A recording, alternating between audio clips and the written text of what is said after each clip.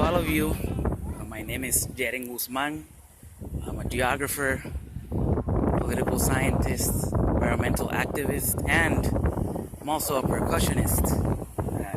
Pretty weird combination there, right? I'm here in what we call the Coastal Forest Reserve of Carolina, Puerto Rico.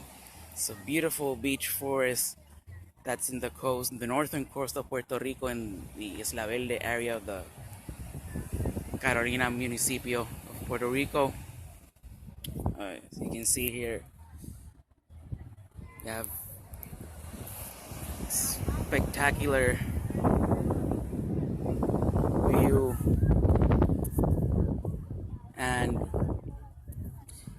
I'm here not just because I actively volunteer here with all the environmental causes that have surged throughout the years because of our need to protect our beaches and their public character. But I'm also here because I have a gig here in a few hours, actually, and I just came from the music store. I came from Meinl Music back in Guaynabo, Puerto Rico. Service there is wonderful. I have a friend there, Carlos Pagan, which actually sold me a very rare set of Meinl 60th anniversary Timbalones. And since I'll probably use them in the gig today, I came with all my gear, my conga, bongo, cajon, and I also have the Timbalon back at my SUV, which is still new inside the box. And I decided, why not do something pretty interesting and try to do an unboxing of the Timbalon here at the coastal forest with, beautiful trees and the amazing breeze we have here.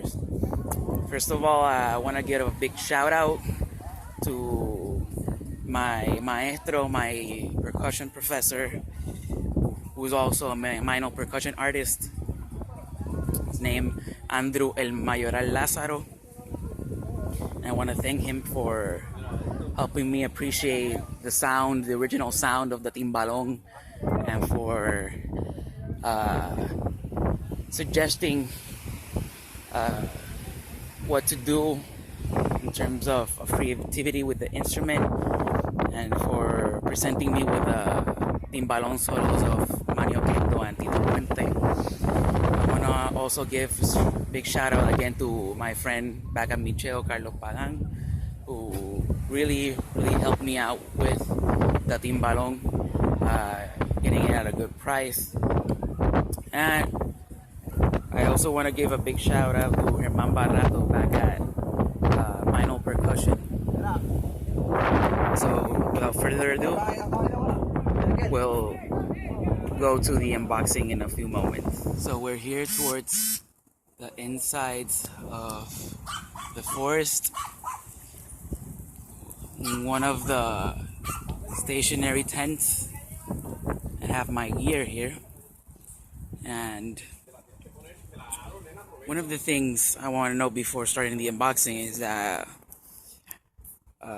we're gonna put some Evans 360 heads on the pailas, and we're gonna be also working with a low pitch cha-cha bell from Meinl, and a little bit more detail later on why I chose those heads, because those heads will not give you, or probably not give you, the traditional Timbalon sound.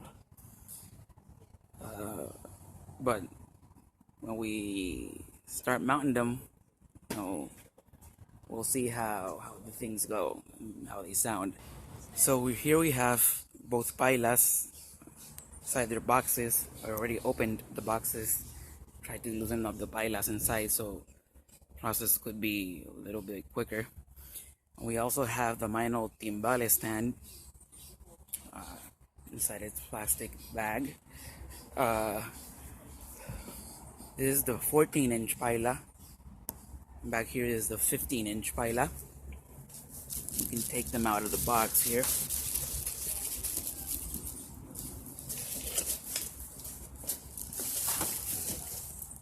You can see them. Very beautiful. Gold finish. These pailas are actually made out of B10 bronze alloy. Same B10 bronze that Meinl uses to make some of their cymbal line. Here we have the 15-inch Timbalon, and come pre-packaged with Meinl heads, but we'll set up the events head soon enough. And we're gonna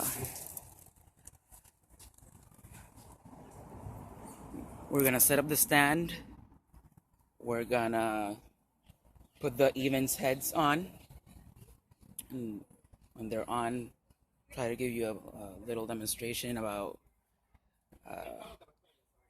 their sound and why I chose the head combination I chose. And we'll finally get to play some Timbalon at the end. So as we see here, the Timbalon is already set in its stand. Mounted the even heads. We got the low pitch cha-cha bell here too. Like I said earlier, I chose to put on this combination of evens heads. I got a coated G1 on the hembra Timbalon, and I got a EC2 dual ply frosted even head on the macho Timbalon.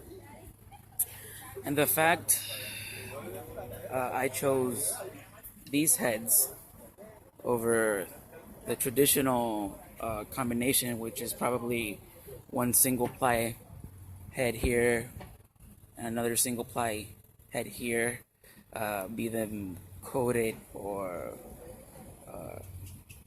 calf skin simulated like the new even calf tone heads.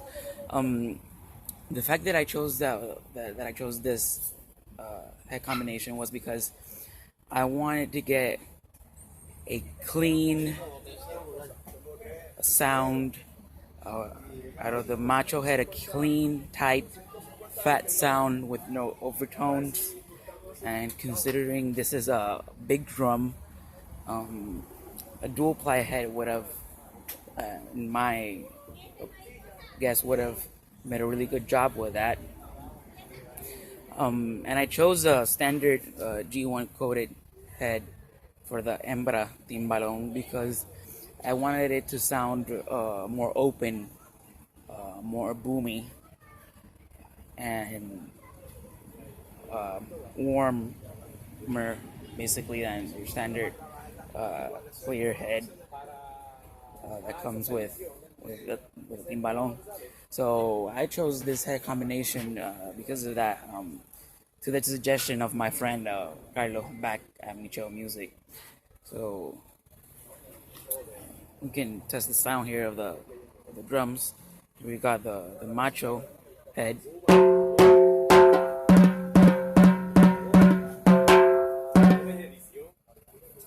And here we got the hembra head.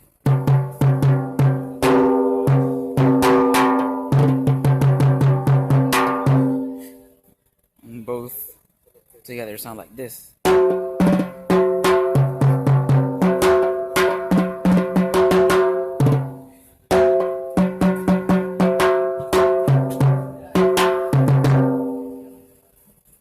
You can see I managed to get a really fat sound out of this set. The heads are still setting in, so of course I'll have to be tweaking them throughout the days to come. But I hope I can maintain that sound out of the timbalon because I really really really like it.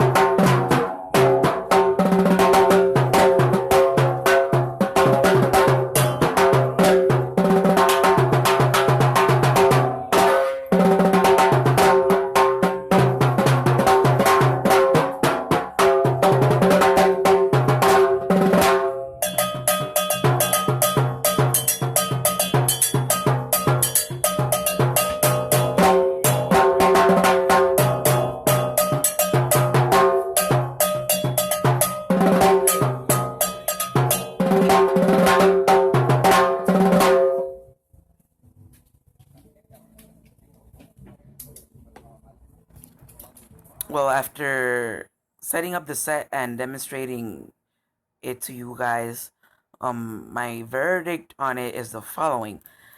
I really like the set. I really like the sound of it. I think it's a really fat, really big sound, reminiscent of the 50s and 60s Timbalon, Paila Charanguera from the 60s, which was used to play pachanga on the charanga bands. Um, Reminds me a lot of Tito Puente, numbers like Suena el Timbalón. It also reminds me a lot of Maño Kendo and su conjunto libre, uh, songs like Goza la Vida and his timbal solo in that song, for example. Um, Songs like Bamboleate, which was one of his last hits, actually. Um, and I think it's a pretty big sound.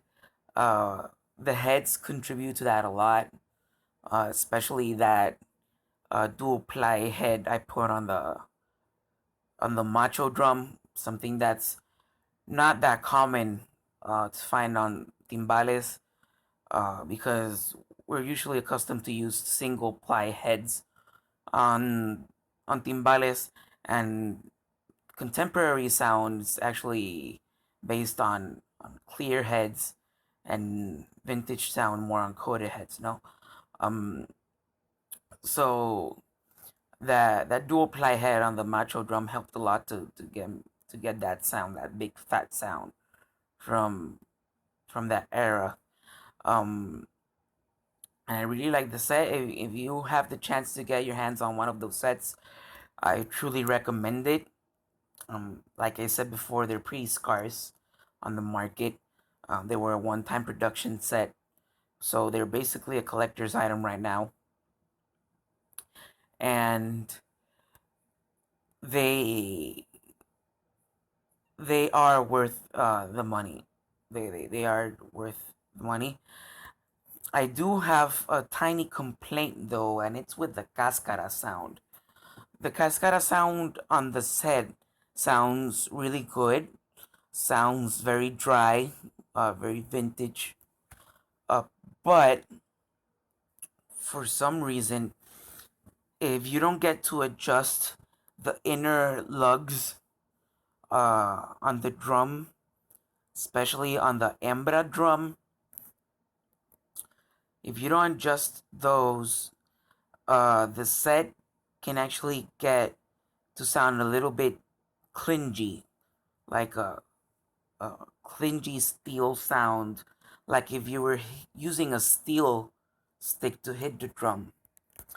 Uh, like I said, you can solve that pretty quickly by tuning really tight the inner lugs, the lugs that connect the hardware with um with the outer part of that same hardware, the one um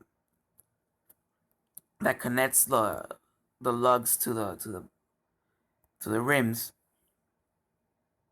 And after you do that, Cascara sounds incredible. So, like I said, I really recommend this set. Be careful with the Cascara sound. Try to work on that when you get them. Um, and I really have nothing else to say about them except that they're a really really good set. Um, if you don't manage to find that this Timbalon set, be it on eBay or on other internet portals, or um, you might have the luck of finding one set on your local music store, like I did. Um, my set, I bought them at Micheo Music back in Guaynabo, Puerto Rico, and they, for some reason, they got their sets not so long ago. Um, but like I said, since they're one time production, they got those three sets, and I managed to get my hands on one of those three sets they got. They have two left there, and after those gets sold, they're not coming back to the store.